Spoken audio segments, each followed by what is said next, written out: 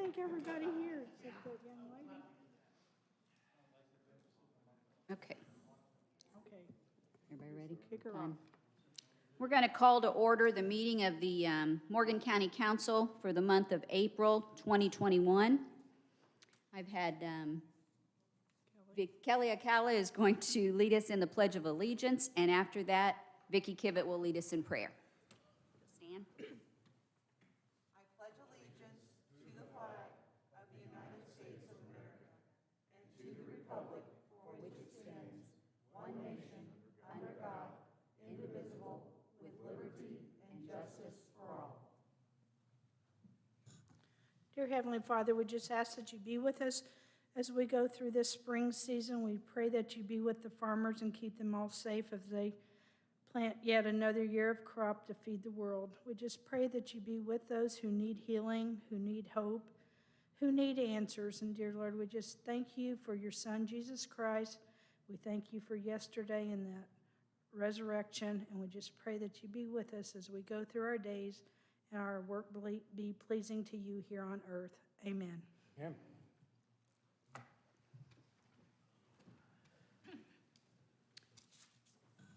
Let the record show that all councilmen are in attendance, so we have a quorum. We'll move through the agenda this evening. The first thing that comes up on our agenda, which I have the newly revised, I hope, correct? Okay. Is additional appropriations, and the first part is Lit Economic Development Fund. Do we have anyone that was going to speak on that?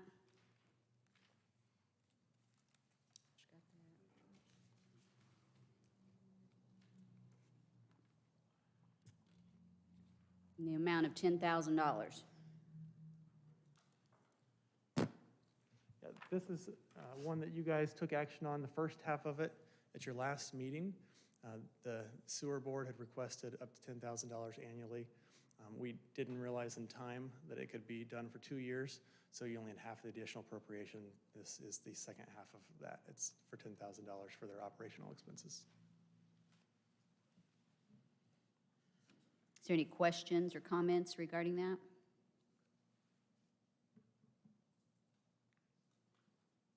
I entertain a motion.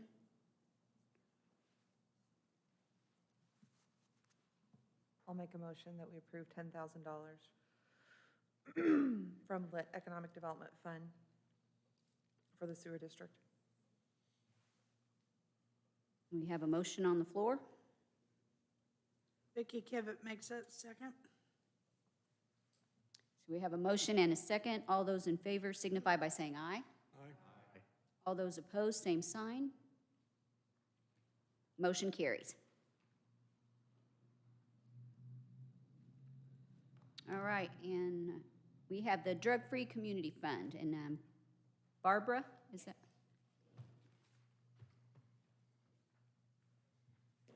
Good evening, everyone. 4 categories it's distributed from.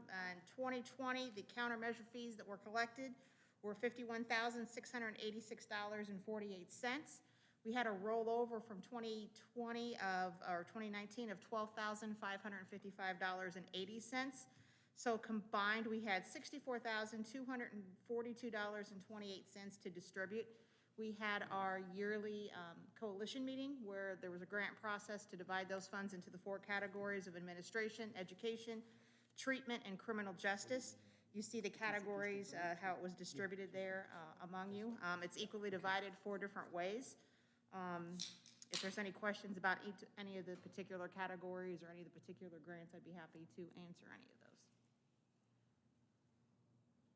Anyone have any questions or comments? Your budget's funded every year by a grant, is that correct? It's actually through the Indiana Criminal Justice Institute. The funds, we're the local coordinating council for the county. The funds are collected through countermeasure fees, and they go to the Indiana Criminal Justice Institute. Then they're distributed back to the counties in different categories. Probation department gets a little piece, we get some, so it's equally divided that way. And then our funds for this year were the $64,000. And then we have a grant-making process that we start like in December, January of every year after we know how many funds we're gonna have. And then we equally, we have a coalition that decides how to distribute those funds. This year, we were lucky enough that almost every organization that put in a proposal, we were able to fund. Some years, we're not able to do that, but this year, we were able to do so. Good. Any other questions or comments? Look I'll from, make a motion to approve this appropriation of $64,242.28. thank you, Paul Chip. Prather will second.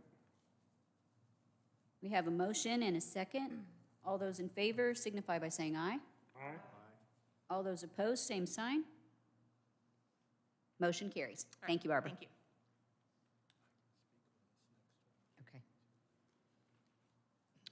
Okay, the next thing on our agenda is the Motor Vehicle Highway Fund, and it's a maintenance and repair additional for $250,000. Dan's gonna enlighten us a little bit on this one. This $250,000 is money that the county received from NDOT in negotiations with the, assuming the excess roads and other roads and bridges down in the southern part of the I-69 project.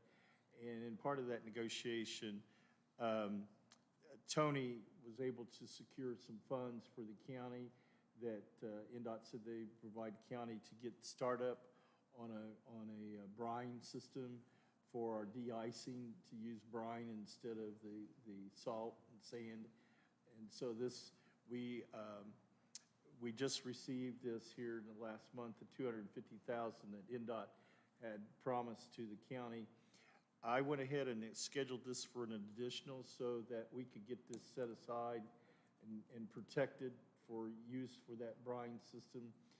Whether or not this comes, fully developed this year or not will kind of depend on some other things going on at the highway about whether or not they're going to relocate or not. But this will set this aside so that as you're budgeting money for the MVH, we'll have that already set We'll have that aside. earmarked for what it's for. Okay. And do we have any idea how much that could cost us total? Total? Yeah. I do not know that number. Okay. Annual amount that it would be going forward to use that system? This here money that from NDOT is to go towards the equipment and Right. such. But for then like- annually, we'll have the The liquid. cost of that as opposed to having salt? Right. There'll be some salt still, Sure. but yes, this will be an annual Okay. expense. But the brining has a lot of advantages in the fact that Put it out ahead you of can time. put the brine Yeah. down a day or two ahead of a Right. predicted, if you got a high Sure. probability of a storm coming in, then you can go out and put that down under normal work hours, so you're Right. not incurring overtime, plus you don't have, the crews out in the night during the storm. And the brining, of course, state uses it quite extensively, and more counties are using brining, so. It's not just one piece of equipment. This is probably several that it goes on trucks, or is this just one piece One of piece of equipment? equipment. This is several pieces of Okay. equipment.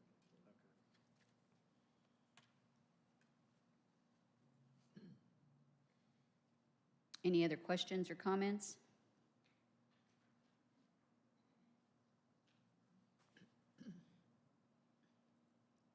We look for a motion in regard to the $250,000 for the Motor Vehicle Highway Fund.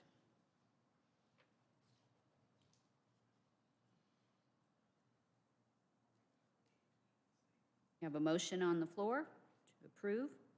Second. Roy Sprinkle will second. Those in favor signify by saying aye. Those opposed, same sign. Motion carries. I'll go ahead and talk about the next items. The Community Crossing Match Grant Fund is the program with the state and locals where the county and cities and towns also, but the county can apply to to receive a matching grant from NDOT. For Morgan County, that is a 50-50 match, and the roads or the projects are submitted to NDOT for them to review and determine whether or not they're going to approve it. You can get up to a maximum of $1 million with each program. Sometimes there are two programs, a spring and a fall. That was the case in 2020. This here particular grant, or these list of projects in this grant, is the second one in 2020 in the fall. The rules are that the county develops the projects and determines the projects they want to submit. They submit the projects to INDOT and wait for their review and either approve it or not. There was almost $1 million submitted for this particular program, but the INDOT didn't approve quite all of those. There were a couple roads that they didn't approve, but then you're not allowed to do anything as far as letting it out for bid or awarding the contracts or anything for the projects until after INDOT has given you the green light that, yeah, we're going to approve this.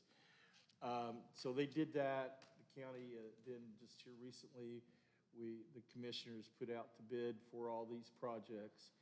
And then today, the county commissioners did award the projects to E&B Paving. They were the lowest bidder overall. INDOT,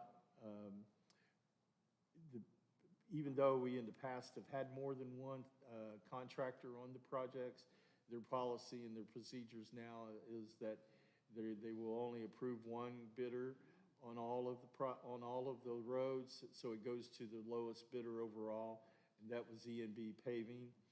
The amounts that were advertised and were in the original agenda, those amounts were taken from the application made to INDOT with the engineer estimates. Okay. Bids all came in lower than the estimates. And E&B's came in the lowest. So I have to you, since the commissioners approved those bids today, or approved E&B's bid today, I've updated the amounts, and so you'll see on your updated agenda the original amounts crossed out and new amounts to the right of that. The new amounts are the amounts that really need to be approved now because there's no need to approve it for more than what the bids are. Okay. Do we need to go through these one by one or as a total? You can, whatever you want to do. Is that new amount, is that the actual bid? That's the actual bid. Okay. The process is that the Board of Accounts requires that the county council appropriates the money in the Community Crossings Matching Grant Fund for the full amount. So these dollar amounts are the full amount. We'll get one half of this from INDOT. The other one half, you've already got budgeted in the MVH restricted fund, and we'll move that money over to the Community Crossings Grant Fund. And then in the end, we have a reconciliation of actual to bid, and there's always a little bit of a difference one way or another. So there is a possibility that the commissioners may need to be back before you later if we need additional money, but that's to be seen. And have we made application for the spring draw as well? We're waiting that. We're hoping we'll go, yes. The short answer is yes. Okay. We're hoping that sometime this week, INDOT will be announcing the awards to the projects for the first group in 2021. Yes, we have another $1 million submitted to INDOT for their consideration to approve. Good. Hopefully they will approve that, and that money is also already in the 2021 budget in the MVH restricted fund.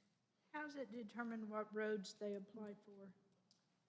Well, that Tony would need to speak to, but in general layman's terms, each of the roads have a rating associated with them as to rating based on the condition and all those things of the road. And so there's a requirement that the rating be at a certain level or less, and before the INDOT will approve them. There's some thought that maybe some of those ratings for Morgan County that were developed a few years ago may be out of date. And there's currently going on with Banning Engineering's doing that road inventory, and as a part of that road inventory is also an updated of the rating. The ratings are referred to as the PASER ratings. Couldn't think of the name of it, yeah. You can't participate in community crossings unless we do the PACER ratings, Correct. correct? That's correct. And so those were put together back when the Community Crossings program first developed a few years ago. And I don't believe they've been updated since, so. Pacer, P-A-C-E-R. P-A-S-E-R. S-E-R. Well, and we've been fortunate enough to have the funds to match this. I know there's many communities in the county that have had these opportunities and didn't have the funding to match the grants. So we are indeed happy about being frugal at times.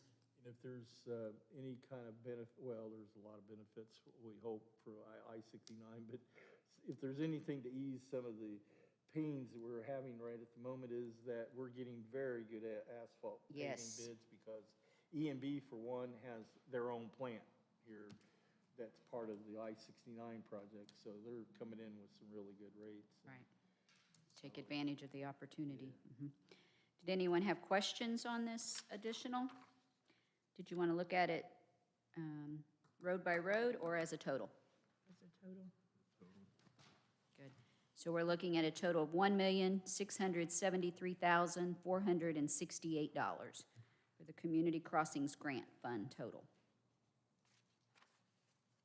Chip Keller will make a motion to approve that amount. Thank you, Chip. Kelly Acala will second. We have a motion and a second. All those in favor signify by saying aye. Anyone opposed, same sign. Motion carries 7-0. And it looks like we're done with additional appropriations. Thank you, thank you. We're going on to transfers. So it looks like we have the Health Department. Poor Jeannie, back in front of us again. We sure appreciate you. Is this mine? Oh, okay. I'm just here to ask you to transfer some funds from the Maxim contract in the rainy day fund that we're operating the clinic with to supplies. 3,000 to office supplies, 3 to clinic supplies, and 1,000 to operating supplies. Do you foresee that getting you through to the end, to the July? I Just have no depends on idea. your- We've already spent probably 3,000 thus far in, well, I don't remember for sure. That's okay. But I'm not sure. That's all right. It very well may, but who knows when we're going to be done down there. I've heard great things. Everyone I've talked to has been, talked about how professionally good. it's been done, and you guys have done a great job. Made us proud. Any questions or concerns on this? Being done, Vicki Kivett makes a motion that we approve the transfer as outlined on the agenda. We have a motion on the floor. Roy Sprinkle, second. The second. All those in favor signify by saying aye. Aye. Anyone opposed, same sign. Motion carries 7-0. Thank you. Thank you, Jeannie. We have salary ordinance Yeah, I don't know amendment. if but- Jeannie wants to stay up here for this a little bit. Okay. This, you may not need to, but back at the January meeting, there was a salary ordinance amendment for the COVID, speaking of the clinic, for the different personnel at the clinic that we needed there and needed to set rates of pay for. Now we have come to realize that we also need to have rates of pay approved for the paramedics and the EMTs. They're the part-time paramedics, which is the PRN. So looking back at the ordinance that was done in January, that ordinance, I didn't really have that ordinance structured in a very clear manner. And so I've restructured it to make it more clear which fund and funds that we're paying these individuals out of, because it wasn't clear on that amendment. So I'm wanting to try to accomplish two things with this tonight. Okay. One is the rates of pay for the positions other than the paramedics and EMTs, you really have already approved those rates of pay, and we've already been paying people those rates. The other two paramedics and EMTs are for those that we're going to need to pay, potentially need to pay out of either the rainy day fund or the vaccine immunization fund, the grant fund. So that's in a long roundabout way. Okay. Saying we're just kind of trying to clean up the salary ordinance amendment. I agree with what he said. Don't even try to follow it. So you've clarified here, rainy day fund, health department, and you've put some under that, and then COVID-19 vaccine immunization, health department, and some under that. Well, they're all the same under each of those, yeah. Okay, Because that's how we have, Pays. that's how Yeah. the salary Okay. ordinance is structured. What we're actually doing is we're using, not trying, but we are using the state grant money first for those salaries, and then when we deplete that, then we're gonna go to the rainy day fund and finish Gotcha. paying out of there, if need be. if need be. I just didn't, we didn't want to, I didn't really think you wanted to address this two different times. We may not need the rainy day fund, but in case we do, it'll be set. It'll be set there at the rates that are given, yes, okay.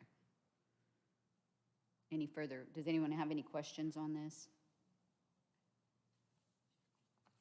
So we're looking for a motion to amend the salary ordinance as presented, correct?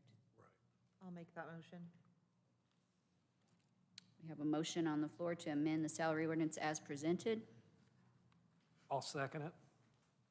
Jason Maxwell seconds. Any further questions on it? All those in favor signify by saying aye. Aye.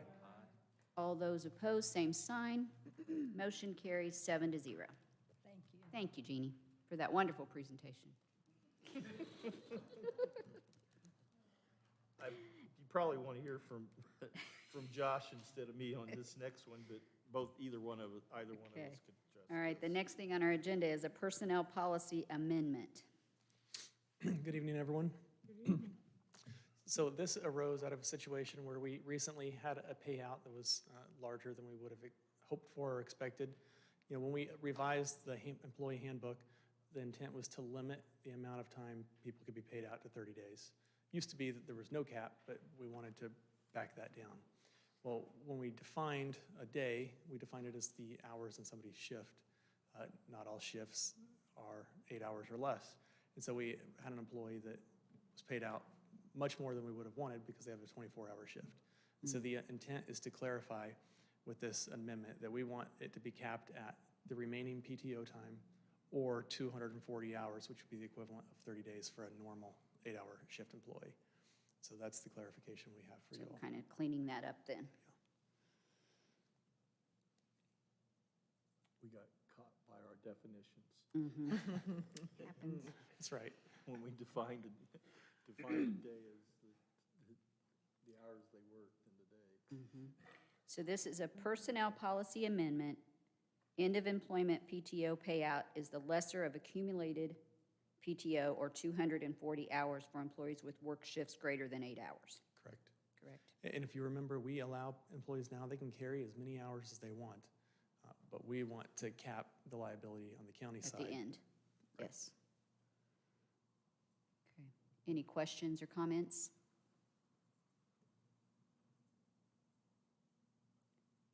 Can we look for a motion to amend the personnel policy amendment on payout?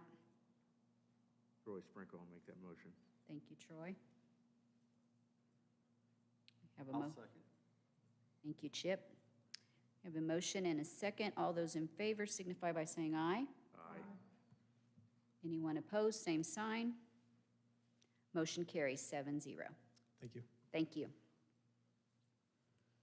Next thing on our agenda is the Johnson County Emergency Response Interlocal Agreement.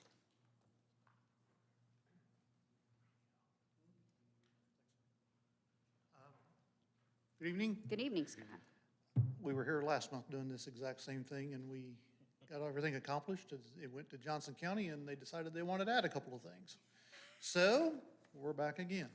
Okay. Basically, and Mr. Wisco's looked at it, Josh looked at it, commissioners have already approved it. They just wanted to add a couple clauses about indemnification and governance, and just some legalese that satisfies their legal department and our legal department. So we're back for round 2, I guess. And hopefully there'll be be a round 3. Can't, they've already signed it. I said they can't, they've already signed it. Yeah, exactly. Yeah, they've signed it on their end, so we're good. So, so that's all I'm asking for. Put it in layman's terms, Yeah. Mr. Attorney. There's a paragraph in here in which they agreed to indemnify us, and they wanted us to indemnify them in a mirrored language in paragraph 11. And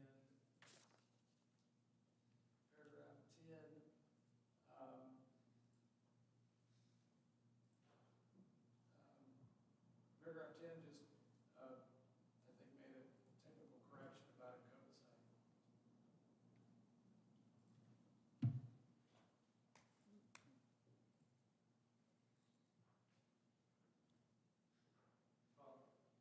I'm sorry. There was a code change, is that what it was? A code sign? Making it, Okay. Enforced in accordance with the laws of the state of Indiana, and then the indemnification. Paragraph 11, right, indemnification, that the second paragraph was just mirrors the first paragraph, but it was not in the prior. Okay, I've got you. So the first paragraph mentioned Johnson County shall completely or indemnify, and so they needed the portion added where Morgan County shall completely indemnify. Okay, I understand that. Does anyone have any questions on that? that was the only 2 changes. Yes. And I think there may have been one of the IC codes in number 10 that was Had to be corrected. yeah, but, yeah. Okay. So, There's no questions. Vicky Kivett makes a motion that we accept the amendment to the interlocal agreement. Make the 2 changes. we have a motion to accept the Johnson County Emergency Response Interlocal Agreement as amended. Kelly Call will make that second. We have a second. All those in favor signify by saying aye. Aye. Anyone opposed, same sign. Motion carries 7-0. Thank you very much. Thank And you. also, the week of the 11th through the 17th is National Public Safety Telecommunicators Week. And if you folks want to stop up and take a look Okay. at what's going on, there'll be plenty of candy. There's always a bunch of candy. I'm on a diet, so I'd like somebody to give me a hand with disposing of that. Do we just need to notify you if we're going to stop in, or? Yeah, just give me a ring. Just let Okay. me know, but it shouldn't cause any issues. All right, Okay. appreciate that. Thank you. Okay, next up, we have the County EMS Monroe Township Fire Protection District Host Agreement. Say that 3 times real Yeah, fast. exactly. We have these same agreements in place with the Paragon Volunteer Fire Department, as well as Green Township Volunteer Fire Department. You guys approved those around budget time. Monroe was a little less timely in getting them back to us, and we just got this at our last meeting, not in time to get to your guys' last meeting, but for the last commissioners meeting. And so we're back wanting to get the same format of agreement that we had with everyone else. With the biggest change being that we moved from a reimbursement style, which was becoming just a pain for everybody involved, to a yearly stipend that was based on 125% above the average of their last, I think it was 2 or 3 full years, so we knew we were capturing a realistic picture. We wanted to incentivize them, so we bumped it up a little bit, and we wanted to make it easier for Dan's office to keep with all the bills. So it's a stipend paid biannually. And for Monroe in particular, it's $4,700 per year. That was the only substantive change to the agreement. Are those amounts the same for all the other 2? No, every station, it was based on their average utility bills and reimbursements that we had given them. For those of you new to the council, the history, a little bit of history without going too far back. As we put in place the EMS service, we had to find homes for them. And thankfully, we had fire stations that were willing to house them.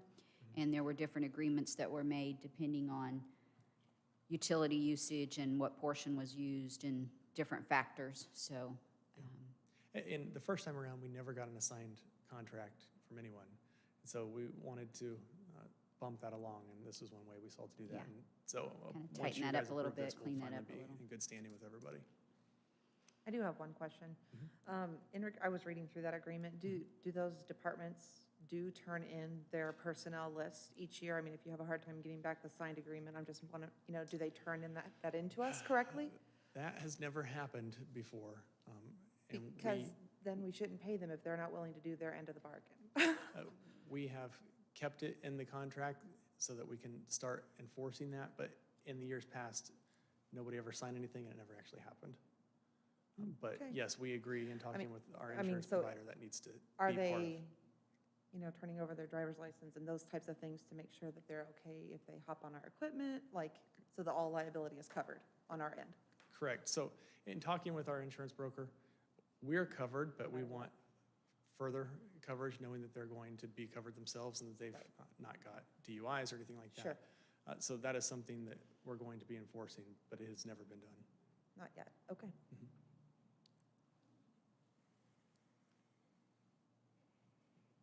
Okay. Any further questions?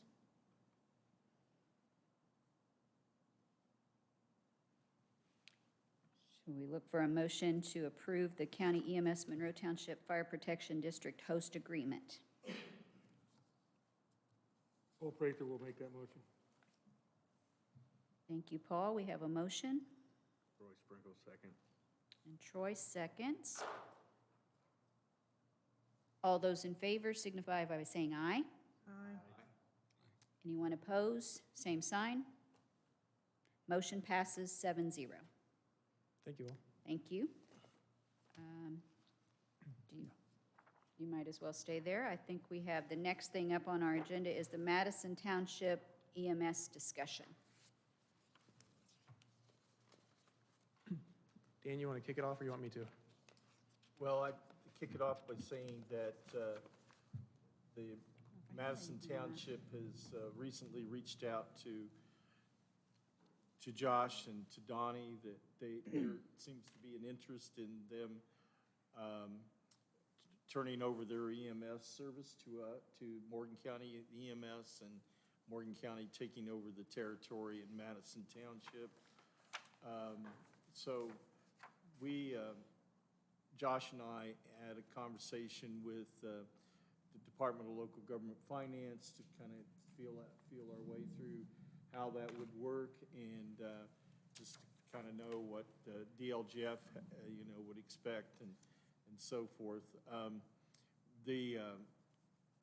So they discussed with us about the fact that typically, whenever one taxing unit turns over a service that they're providing to another taxing unit, then whatever amount is in the budget of the taxing unit that's relinquishing the service to the other unit, their budget and levy associated with that is reduced, and that corresponding reduction and increase is then transferred over to the unit that's taking over that.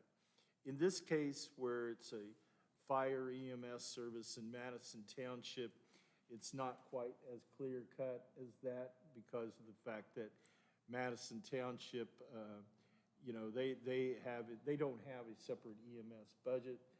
Their EMS service is married with their fire protection service, and they have shared personnel and some shared cost and so forth. And DLGF understands that, so the typical formula would not apply if we were to move forward with this venture. But they did indicate, or they being DLGF, indicated that they would expect some reasonable amount of budget in that Madison Township's budget would be reduced by some reasonable amount, whatever that might be. So they're not clear-cut lines there, and would require some more working with DLGF, especially so in Madison Township especially needs to work with DLGF, because we got pretty clear indication from DLGF that they would expect something to be reduced in Madison Township's budget, because it's not reasonable, in their opinion, not reasonable to expect that their expenses would be exactly the same if they no longer had EMS service. But they understand the aspect of the shared personnel and so forth. So that's part of that equation, and Madison Township really does need to work with DLGF, and they presented to Josh and I that, you know, they need a proposal from Madison Township of what would you be willing to give up in your budget. On our side of the equation, is going to be very similar to how we approached it whenever we just started up EMS service. And so we're going to need to come up with what we anticipate as additional expenses that the county will incur, and an added budget that we would incur, and the associated property tax levy. And through the budget, if the county pursues this venture, then the county must if we're going to do this in 2022, the county must, in the budget process this year for 2022, we've got to start with a budget that includes those estimated and anticipated expenditures and that anticipated levy. I've got to advertise the fact that the county is probably going to go for an excessive levy, and we got to come up with a dollar amount of what that might be. All those things are estimates. None of those things would be binding on the county. But in my opinion, if the county doesn't pursue some sort of an increase in the allowable levy, the county, while we may be able to afford it today, we could be very hamstrung come 2 and 3 years down the road. And also, there isn't an absolute obligation on the county council's side to levy that allowable increase that for next year, but we need to build something in there, a base in there that can be, if not levied for next year, at least it's there to fall back on in future, providing that service. So tonight we just want to, at a very high level, present to you what we've been working on. And Donnie and Josh will discuss with you, what's anticipated as far as additional ambulances and cost and personnel and so forth.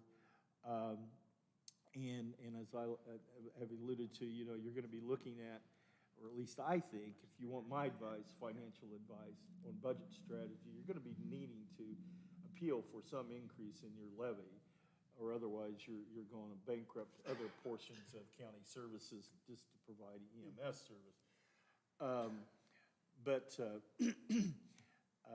We just want to present this to you tonight because we really want to know if you have an interest in pursuing this venture, or if you don't, then we got other things we can work on.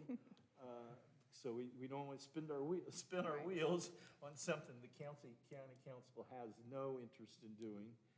We still don't have a ironclad commitment from Madison Township that they're wanting to go over to the county EMS, but they have reached out and they say they have an interest. Has this been taken to the township board, so you have that interest from the township board, or just from the fire department personnel? Well, I'll let Josh speak to Okay. that, because I haven't had conversations directly with Madison Township yet.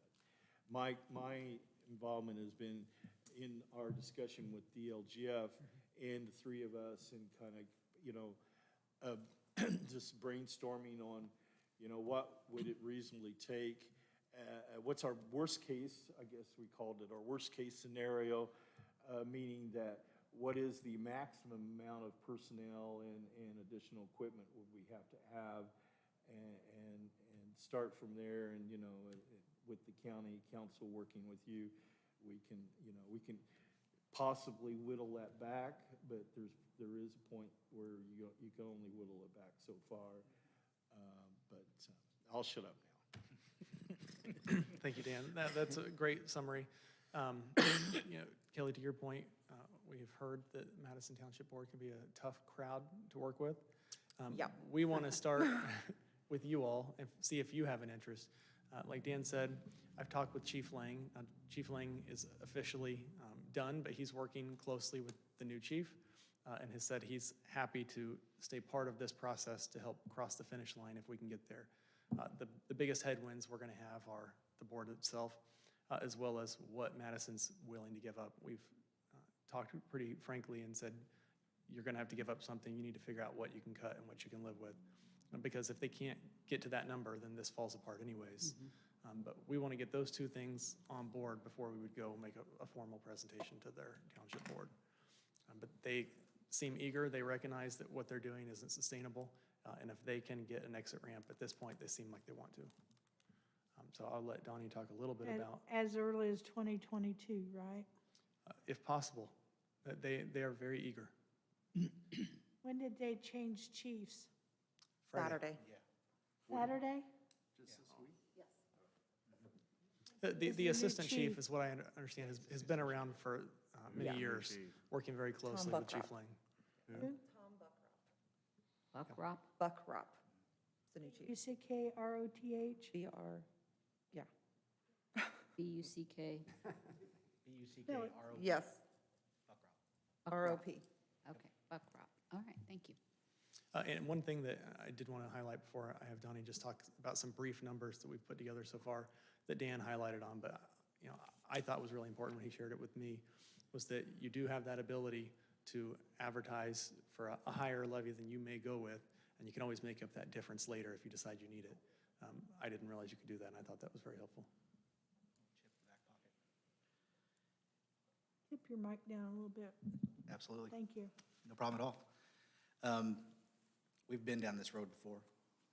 I appreciate everybody who's been through it with me. For those of you who have not, hold on to your pants. It's quite a ride. With that said, you know, they approached me with this after they got permission from the commissioners to move forward with a tentative study on what was going to be said, what was going to be done. And what I came out with is they have 2 stations in Madison.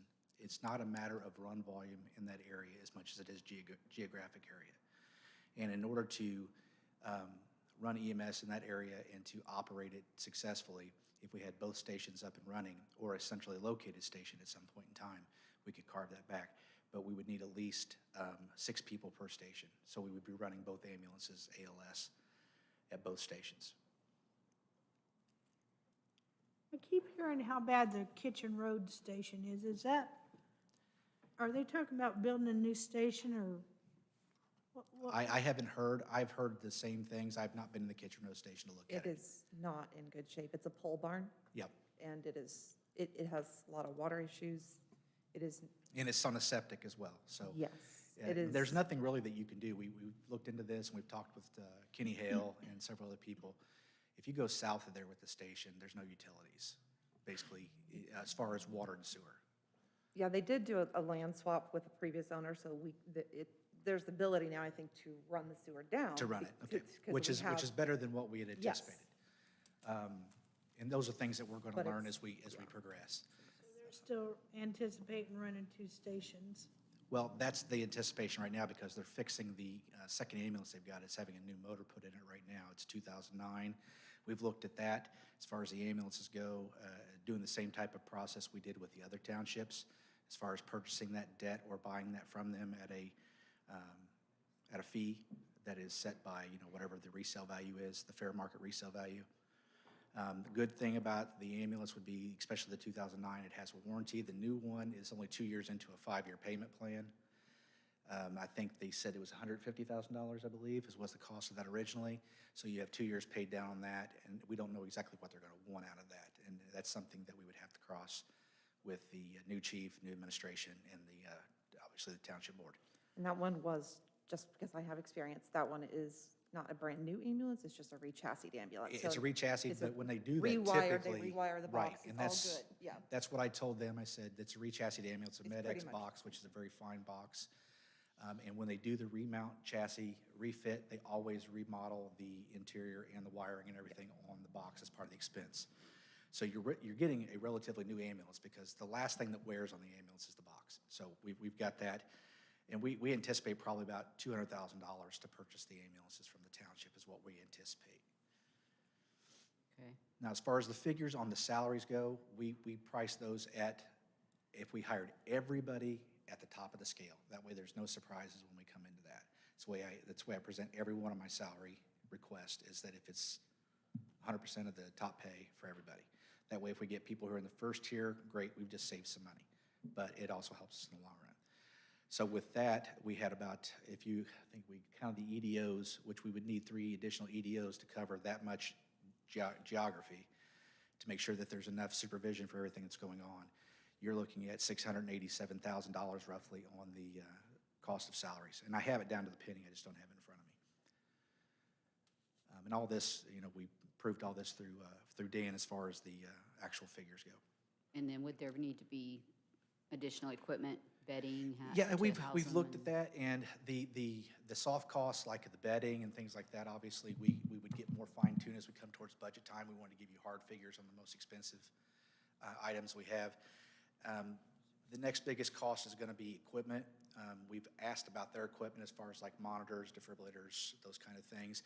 And there are pieces of the equipment that aren't working that haven't been fixed through the appropriate channels or haven't even been addressed, just because you can get by without having it necessarily. You can take a manual blood pressure instead of using a non-invasive blood pressure on a defibrillator.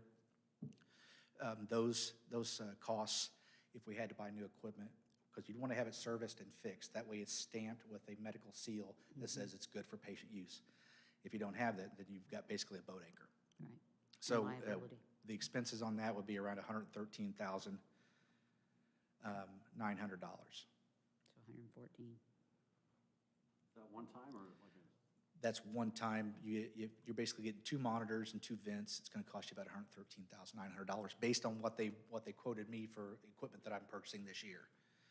So taking that into account, usually there's anywhere from a 3 to 5% increase on medical equipment, and I don't think we've seen the end of what the medical equipment's going to cost us based on the pandemic, especially when it comes to vents. To save you all from writing, we can email you the spreadsheet that we've put together. And just to clarify, it is all very preliminary at this point. I mean, Sure. There's a lot of due diligence that will need done, but we wanted to just get a working, baseline to go from. I mean, the biggest expenses we've drawn. Has an interest in pursuing this Yeah. any further before we spend a lot of. Well, I mean, I can speak for, I was hopeful they would have joined when we started this from the beginning. So as this council member can say, I'm sorry it's at this point, but yes, I would still like to see them be part of the countywide ambulance service. And that was a conversation that we had with Madison and with Brown and Mooresville before we went live with EMS to see, Yeah. because we were getting reports from them that they didn't know that it was going to be, why they were carved out, and we explained to them they were going for a startup, they already had it, but had we known well enough in advance, we could have plugged them in then. Yeah. But the information that we got from them at that time, especially Madison, was we don't know if past this date we'll be able to continue to do this service. Has there been any conversations with Brown? There have not. Have not? Okay. No, other than just your normal Sure. day-to-day business type stuff. There's Yeah. not been any kind of, we've not approached them about Not anything. to this Not to this level degree. of conversation. No. We've left that, we don't want to be intrusive. We left that to them to decide. And that's kind of the way we put it that day, Dan, I believe, was we're going to let you decide when it's time for you to come to us and see what we can do. Right. Because we're not territorial. We're not wanting to step on anybody's No. toes. All we want to do is make sure that people have quality ambulance service, which they have now. But whenever you look at it, what they're trying to do on the fire side and the EMS side, there's a give and take there. And this is something that I had talked at great length with Chief Lang about whenever he was going through the process for the increase earlier last year before the pandemic hit. And his quote to me was, if we didn't have to give up they would like to be able to keep what they have, not give up anything. That would be ideal. But obviously, when you look at it on face value, there's something that's going to have to be given up. And as long as they're not having to give up, the magic cow, then I think that they'll be all right. But it's going to be delicate for a while. I think, obviously, this is my district, this is my taxes that I'll be paying, so Absolutely. I get, Absolutely. I am 100% a full supporter of having quality ambulance care. I wish that we weren't just having one medic. I would like 2 medics, 1 at each station, because of the run load up there. That's personally what I think we had in 2009, and we lost that, and I think we need it back again in that area. Especially as the growth is happening and travel is happening, I think it is needed. However, I know that's probably not going to happen right now, but I wish that we could get to that service level, because that's the service level in which I want to live in. I want to have You 2 feel medics. comfortable that way. I do. I get it. So I am not opposed to this. My fair warning is Madison Township taxpayers are very mindful of their taxes and their tax rates. Sure. And if anyone had been at the meeting last year for the territory, you will see how passionately our people feel about their tax rates.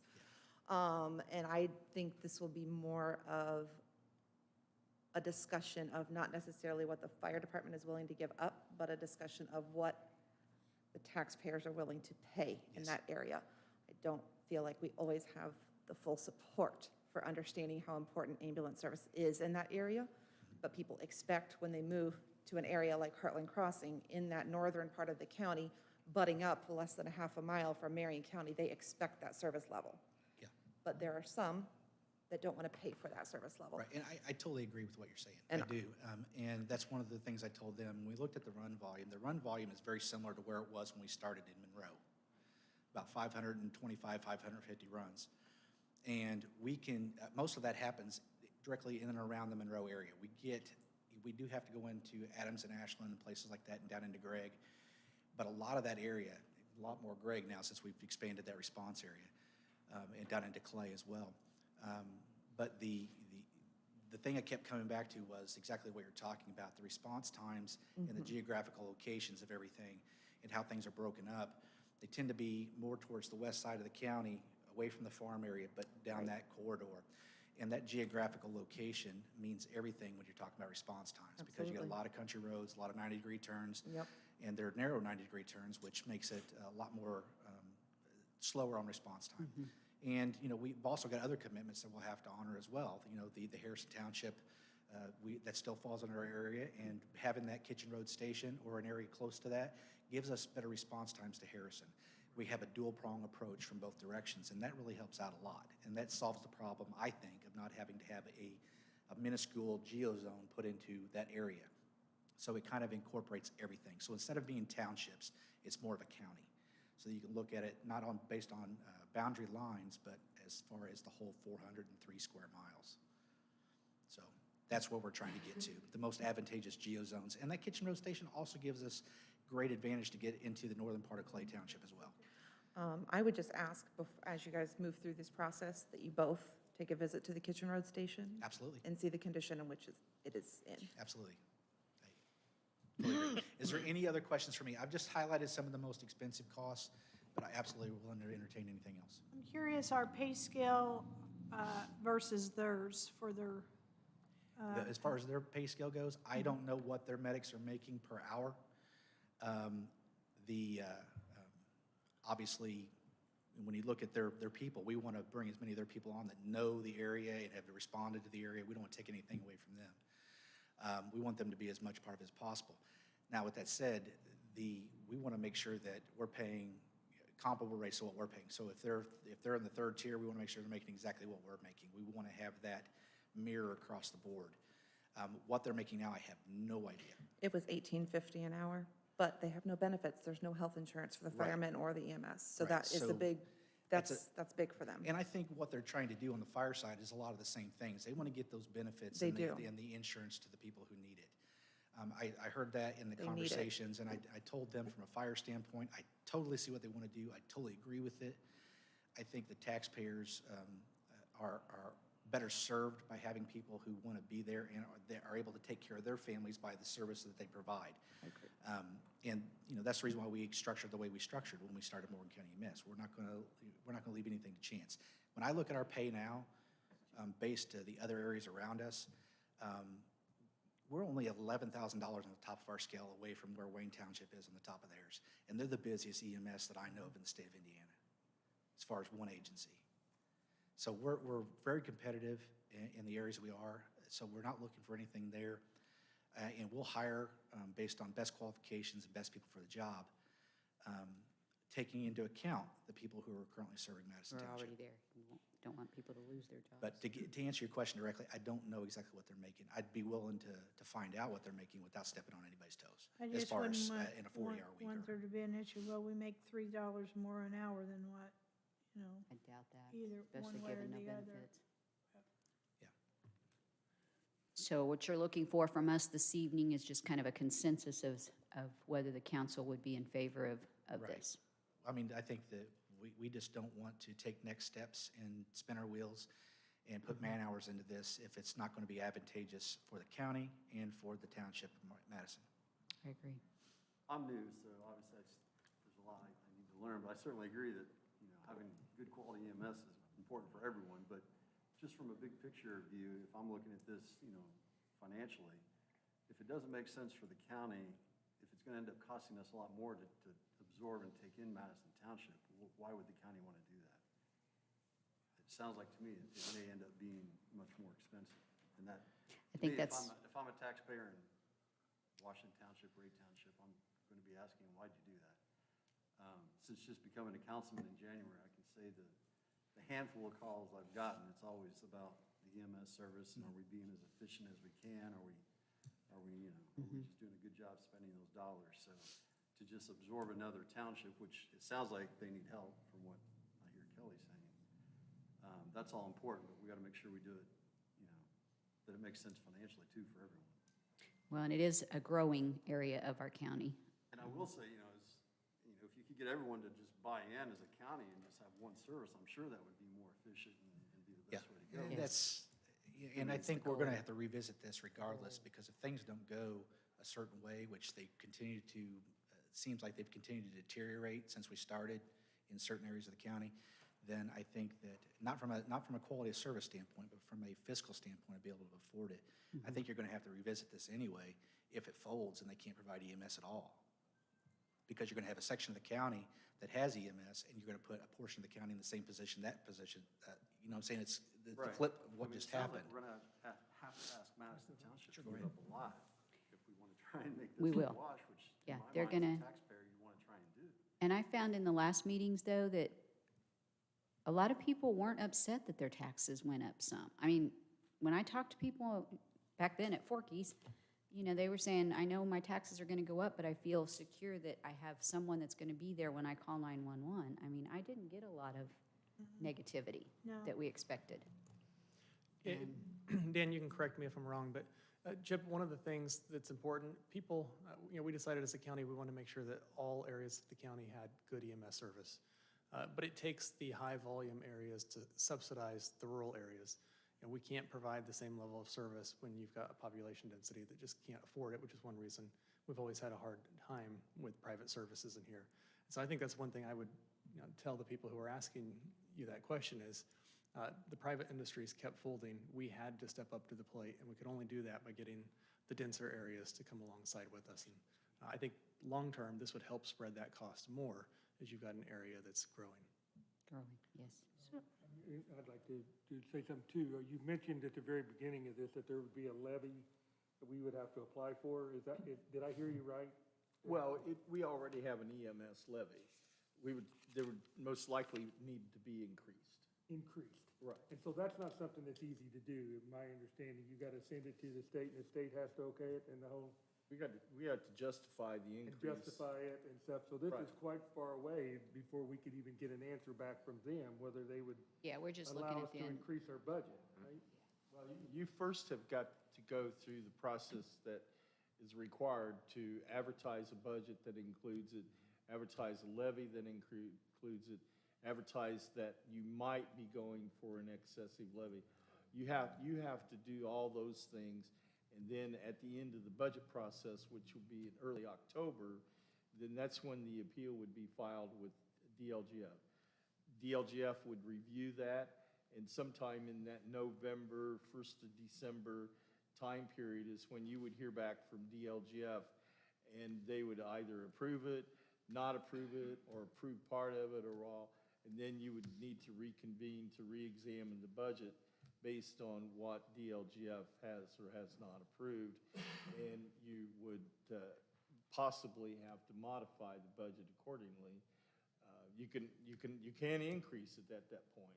You have to start up here, and then you appeal and go through the process, and then you get the, back from DLGF what they would approve, and then you would take a look at that and decide, are we going to go ahead with that budget and that levy, or are we going to decrease it? And then Thank you, Dean. I think the reason why I asked, Decrease. Yes. You can't increase. the reason why I say something about that is because I'm afraid that if we don't get the levy that we ask for and go through the whole process for, and we decide to agree to help finance this, that we're going to be, You wouldn't want to agree to anything We wouldn't until agree you've to it gone until through the whole process and you have a report back from DLGF for what they're going to, you wouldn't want to put ink to paper until after that point in time. And what are you gonna base, or what are you gonna ask Madison Township for? What are you gonna base that on? To give up part of their annual? That's going to be between Madison Township and DLGF. That's And gonna also, it has to also approve. Should This- it be close to what the additional expenses to the county then? to It then go could into- not be, because their budget for fire service is not, they would shut down the fire. They don't have enough money. That you would, there's no way. I mean, obviously, they will be mandated by DLGF or required by DLGF. They'll be required to remove those items out of their budget that are truly associated with the ambulance, such as what they're paying for the ambulances and what their ambulance supplies are, and so forth and so on.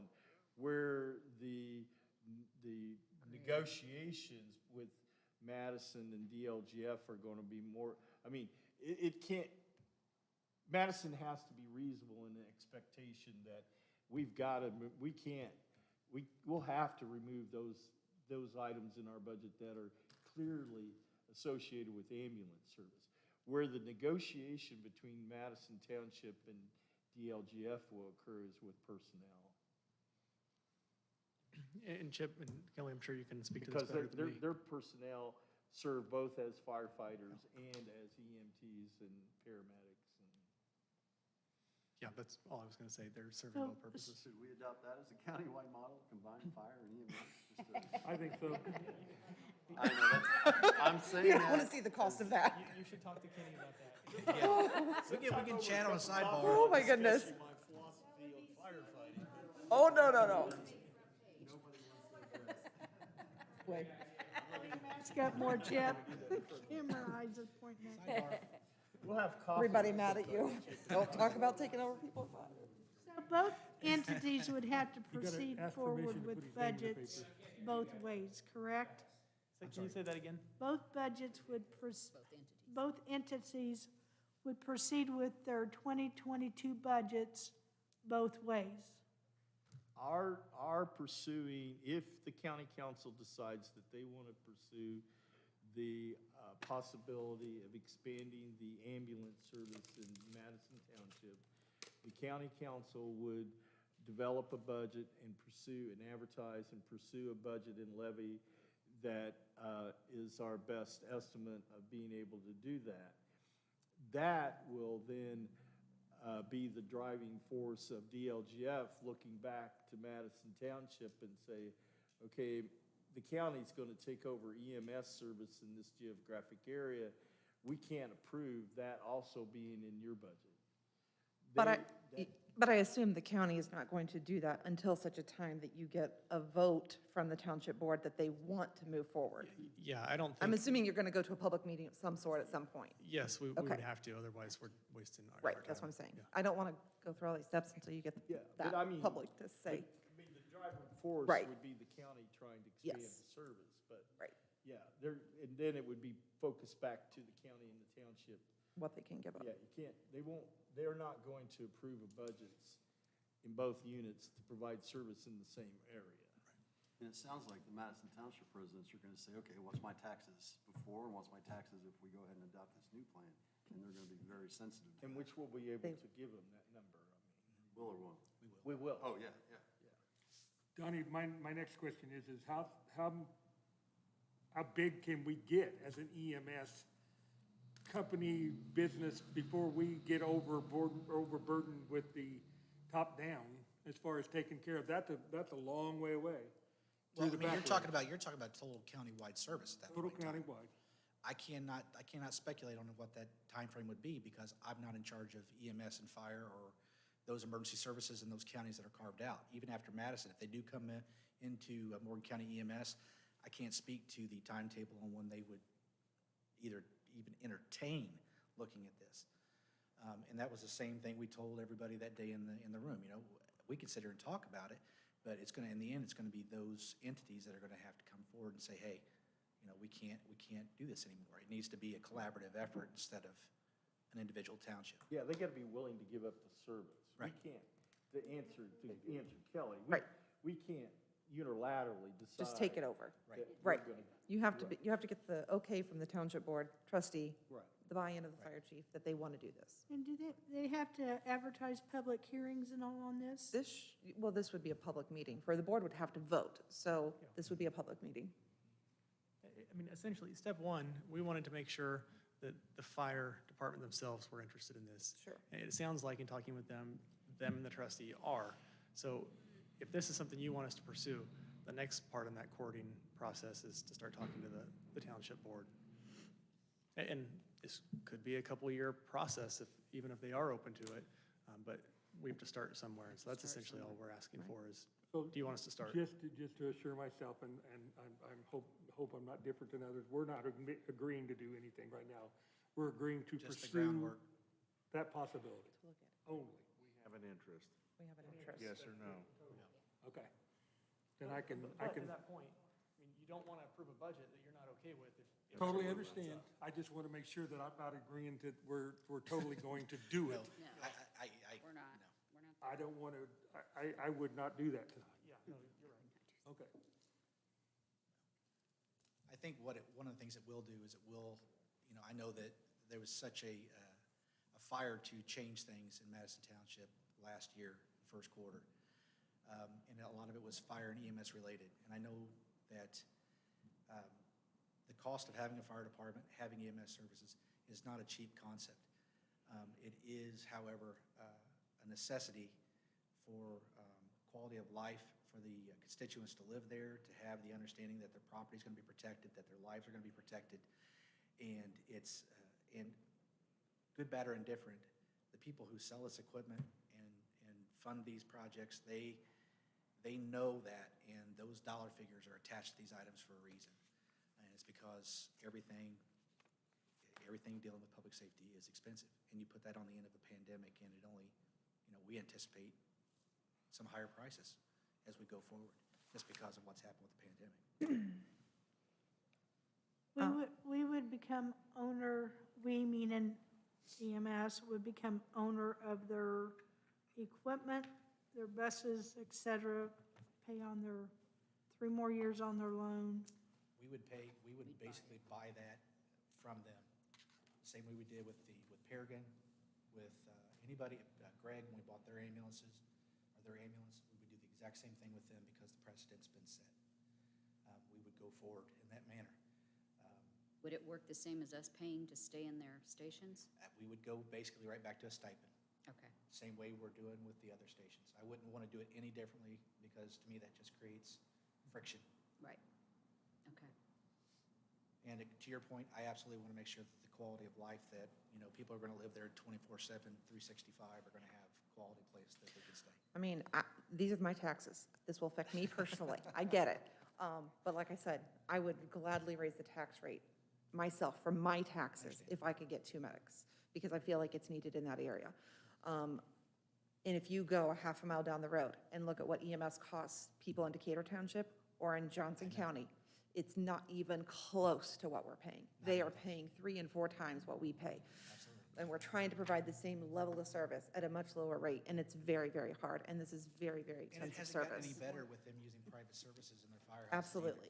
So to that point, ownership is key, because, the next council that comes in here, they may have to fund it, but they're gonna have it. Sure. Same with the commissioners. Well, I think from what we've heard, if I'm hearing my fellow councilman, that the consensus is, yes, we would be interested in joining with them or having them join in with us, but we would have to see those numbers and they would have to figure out what their numbers are. And we have, one other thing, we have reached back as far as to try to get hold of MedBill to get what their anticipated revenue string is, what their collections are currently, and any bad debt. So we would be looking at that as well as far as what we would take on. Right. And they told us if we get far enough into this courting process, then they'll give MedBill the okay to turn over all those records to us. Okay. Well, sounds like you guys have done some groundwork. All right, anything else on that subject? If anybody would like to meet at any time to discuss this further, please give me a call. I know Josh would probably entertain that as well. Dan, we just want to make sure that everybody, your questions are asked, and obviously, if you're caught on the spot, you don't feel like asking the question today, and it comes to you later, please don't hesitate. Is there sleeping quarters at both stations? I believe there are, Yes. because when they were running out of the Kitchen Road station on a full-time basis, it was 24/7 operation. I have a question from Keith. If you put an ambulance at Station 32, would they respond to Harrison Township? They'll respond anywhere that they currently have an agreeance to go to. They would be covering Harrison. Absolutely. So wouldn't the Green Station, when it becomes ALS. It'll be covering that as well once the construction's done. Because I know that covering some of the Harrison Fire District meetings, there's concern that they're kind of stuck right there. There's no direct access to Harrison Township except off of 144. They can come up through the south, through the county Right. to get to them. Right. But basically, there's no overpasses. There's nothing to get to that township. And that's the reason why the commissioners entered into the agreement with Madison. But they're still not real comfortable with it. And, construction's going to play havoc on anything that you want to do in public safety. You have to make, we talked to NDOT about that as well, and there were, basically by the time we had any kind of input on it, it was already a done deal. This is what's happening. We're moving forward with the project, and this is the way it's going to be. So we're hoping that 915 going ALS is also going to help with that a great deal. I don't think the state likes Morgan County very well. That's not for me to decide. No comment. Kim, if I may, I know this is not on the subject, but while you both are here, what kind of problems are we obtaining because of the 37 currently in the condition it's in as far as getting to the people? I've been asked that several times and Yeah. I can't answer it, so. To that point, we had already kind of lined out what was going to happen ahead of schedule. It didn't require us moving any apparatus to any different locations. With them keeping the old part of 37 up to 44 open, that gives us clear shot into Green Township. That's the primary spot we were using anyway. The only places we really get a hiccup are anything that is north of like Egbert, because where it really affects us is in transports. Once we've already got the patient, trying to get them north to the Indianapolis to a hospital there, it affects us there. City trucks typically aren't using 37. They'll come up 67. They're either going to Mooresville or they're going up to Indianapolis that way. But as far as telling the people, we are still maintaining We are the still 12 minutes. maintaining the response average for runs in those areas. 915, if it's in the area where it's going to take us a while to get an ALS unit up there, they're able to get there and stabilize any patient that we have. We'll get there with ALS just moments after that, and we can get a transfer from them, and we'll carry them onto the hospital from there. That's good, I can answer people. I was asked that today, as a matter of fact, out at the golf And course. so. that type of transport's going to reduce in time as far as by June 1st, us going ALS with 915 out of Green. Their geozone is going to change. Their geozone is going to encompass all of Foxcliff North and Foxcliff South along Maple Turn, because you can get that across Egbert. but that's going to reduce transport times out of there because we don't have to call for a second ambulance when it's ALS. The BLS unit's going to be ALS now, so it's going to be able to take all that off the table. Thank you. Yep. Any other questions? Thank you both. Thank you. Thank you all. Appreciate it. Thanks so much. We do have the minutes that we need to accept or reject from the March 1st, 2021 meeting. Did everyone have a chance to go through your meeting minutes? Look for a motion to approve the minutes. I will make that motion. Thank you. Have a motion to approve. I'll second. Thank you, Troy. Have a motion and a second. All those in favor signify by saying aye. Opposed, same sign. Minutes carry 7-0. Is there any other business to come before the council this evening? I don't listen to the commissioners' meeting. I probably should because it sounds like everybody else is doing it. I It's getting a don't. lot of information. But I expected to see on the, yeah, the. Agenda? Agenda, I couldn't think, I was trying to think of what I was trying to say. But anyways, the VSO person from the Veterans Association, I thought that was gonna be back on there, but it sounds like the commissioners didn't agree. There were several things that the commissioners had in regard to job descriptions, and that was one of them. And I think they voted this morning to send it all back. You might enlighten us a little bit on that. At Dan's suggestion, we're going to modify our process a little bit. So we actually had 9 different job descriptions to, opine on today, but we tabled all of those, and we'll circle back around to them. It'll come back then next month sometime, Yeah. maybe? Yep. Okay. But no, I wasn't at the meeting either. I just found out that they tabled all of that. Yeah, we talked about that. We collectively, the process that was being used for the departments under the commissioner, it was kind of being done backwards of what it would be for any other elected official. Typically, if any other elected official office, their staff and personnel, the elected official would determine whether they needed an additional position or if they needed to revise a job description and so forth. And then they would take that up and make those revisions, give that to Doree, and Doree would then consult with our human resources consultant, and then the human resources consultant would, there would be back and forth between that elected official and human resources and the human resource, which is WIS, our consultant, and consultant would come up with a recommendation that then would be taken along with the recommendation, and the job description would then go to the Job Maintenance Committee to review, and then the Job Maintenance Committee would weigh in on that and would put a report together that would then go along with all the other to the county council for approval. The process of that not starting with the departments that are under the commissioners, with that process not starting with the commissioners, with the department head and the commissioners developing what they're satisfied with the job description and so forth, not starting at that point, which is not what we've been doing or we were doing, not starting there kind of has the cart before the horse.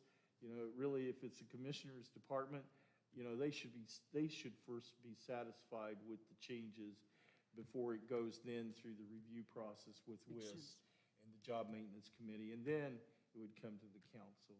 Where we had that happening with the departments going directly to WIS, to the committee, and then to the commissioners, that had it backwards of what it really should be. So that's the change. Okay. So that you know what the change is. That's why we don't have it yet tonight. It hasn't went through that new process. So all of that kind of, me butting in, but I'm on the committee, so, we just kind of got to evaluating what we're doing here, and it seemed like. Well, and it's a new process. We don't have this in the right order here Yeah. yet, so. Right. Well, the reason why I asked, I've been on the council for several years, and when I first got on, I got several phone calls, like Chip saying it, and stuff, and then later, people kind of quit calling. And now, once the article went in the paper about our last meeting where we basically put that in the wayside of not hiring somebody for the veterans. And a lot of their answers back or questions to me we're real concerned with COVID about helping people and trying to get people money and trying to do things. But here we have a veteran that went and fought in a war, and I'm just repeating what was said to me, that went and fought in a war, but we don't care about the veterans? And I kind of answered back that that's not the reason why that happened, and that's not what went on at all. No. And so, but it wasn't the way the paper wrote it either. It was just, people feel How like people we're not take it, helping yeah. the veterans. And that's the reason why that I think, yeah. And I have to apologize that this is such a new process. We're learning as we go and I explained that. and There was refining a it. process, and there was a hiring committee, and That one hasn't dropped to the wayside. It's, you know, It's just going through the channels. it may very well be to you before the others, so. that's fair. I want to point out that those phone numbers for some of us in the reporter, how to contact us, are incorrect numbers. Some of them are very dated.